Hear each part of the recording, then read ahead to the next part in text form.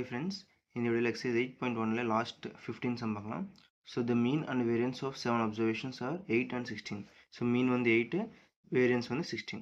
So if 5 of these are 2, 4, 10, 12 and 14, then find the remaining 2 observations.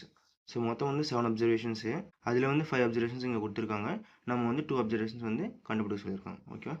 So first வந்து mean formula பார்த்தீங்கன்னா sigma x by n.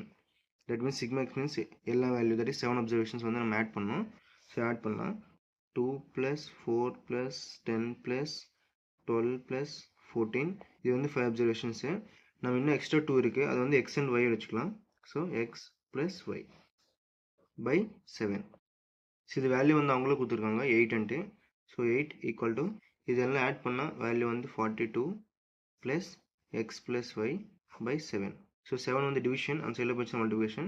So 7 into 8, 56 equal to 42 plus x plus y.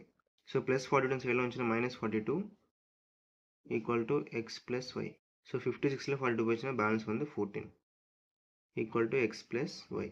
So இதை வந்து ரெண்டு value சேர்த்தா 14. So அவங்க வந்து செப்பரேட்டாக கண்டுபிடிச்சு சொல்லியிருக்காங்க. ஸோ அங்கே சீரீஸ் பார்த்தீங்கன்னா நம்மளுக்கு 2, 4, 10, 12, 14. That means நம்மளுக்கு வந்து இதில் x plus y வந்தீங்க 2, 4, நெக்ஸ்ட் வந்து 6 போடணும் நம்ம இங்கே கரெக்டாக. நெக்ஸ்ட் வந்து 8. ஓகேவா.